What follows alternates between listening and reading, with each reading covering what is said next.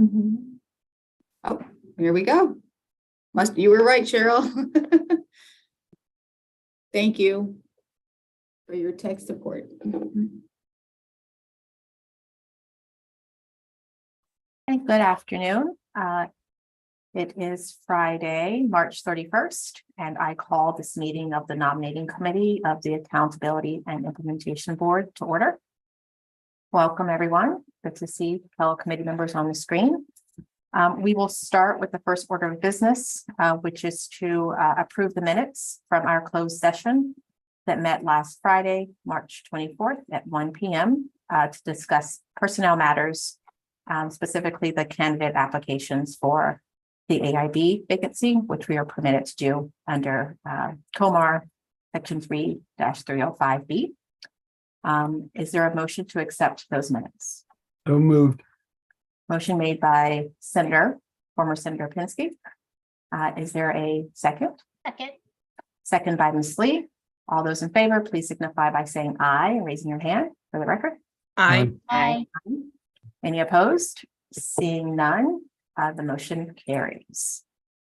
So we had, due to some changes at the state level, a vacancy at the AIB. And so this committee met over the course of the last several weeks in order to reopen the vacancy. The position was posted for 2 weeks, and we were able to receive a number of very qualified applicants. We want to thank everyone for applying and want to thank my fellow committee members for their review and hard work. If there are no further comments about that process from the committee, I was going to ask Ms. Goodman to give an overview of the pool that applied for the position. Thank you, Madam Chair. I will say that the committee received a total of 45 valid applications to consider for the 2 nominees that you are required to submit to the governor. 32 of those were new applications, and 12 of those individuals were reactivated applications. As this committee passed in 2021, it amended its bylaws to allow for applicants who sent an application to the committee to reactivate with their consent if it was submitted within the last 3 years. So 13 individuals chose to do that. Most of the applicants we received reside in Baltimore City and Prince George's County. That was 11 and 9 respectively. Other applicants lived in Montgomery County, about 7. Anne Arundel County submitted 4. Individuals from Howard County also submitted 4.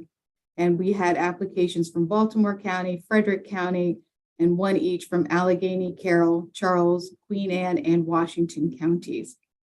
Slightly more than 1/2 of the applicants were female at 25, and a slight majority were white at 20, with the remaining applicants identifying their race as Black, about 18 applicants, Asian 3, Hispanic 3, and Afro-Latino at 1. And that would be a slight overview of the application pool. Thank you so much, Ms. Goodman. So at this time, after, again, very careful consideration of the applicants, I'm going to read the bio of the 2 candidates that we will submit to Governor Moore for his selection. So please excuse me and your indulgence as I read their bios very briefly. Madam Chair? Yes, ma'am.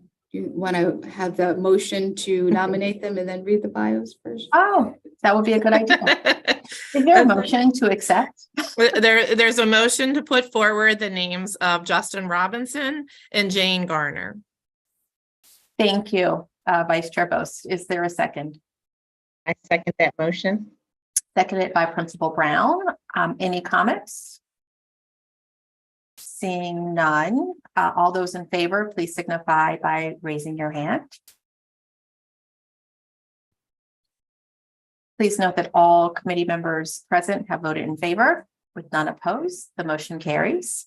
Thank you, Ms. Goodman and Vice Chair Bost. And now at this time, I will read briefly the short bios of the candidates. So the first candidate in alphabetical order is Jan Gardner. Jan Gardner served in elected office in Frederick County for 20 years, including 8 years as county executive and 12 years as county commissioner. During her tenure leading Frederick County government, she implemented the county's transition to a charter government and established the vision and direction for the county to deliver outstanding public schools, safe communities, and a thriving economy. She was a member of 3 statewide school construction commissions, including the 21st Century School Facilities Commission. Ms. Gardner has gained knowledge of budget, financing, and auditing through her service on various government boards and commissions in Frederick and Washington counties and other regional bodies, including serving as past president of the Maryland Association of Counties and the Washington Council of Governments. Our second candidate is Justin K. Robinson. Justin Robinson is a 12-year educator in the Prince George's County Public Schools and is certified to teach secondary mathematics, social studies, English language arts, and science, as well as to serve as a school administrator. He earned national board certification in early adolescent mathematics in 2017 and is a doctoral candidate at the Johns Hopkins University, where he is researching teacher attrition. A board member of the Prince George's County Education Association, he collaborates with district administration to implement the education career ladder and serves on the contract negotiation team. Mr. Robinson has a bachelor's degree from Harvard University and is a member of the Prince George's County Blueprint Implementation Committee and Career Ladder Development Team. So those are the bios of our 2 candidates. Ms. Goodman, is there anything else that we need to do at this time? Not at this time. Wonderful.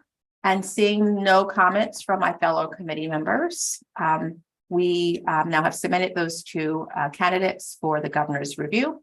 And I will entertain a motion to adjourn the meeting. I move to adjourn. All right, thank you. Motion made to adjourn by Vice Chair Bose, seconded by Ms. Lee. All those in favor, please signify by raising your hand and saying aye.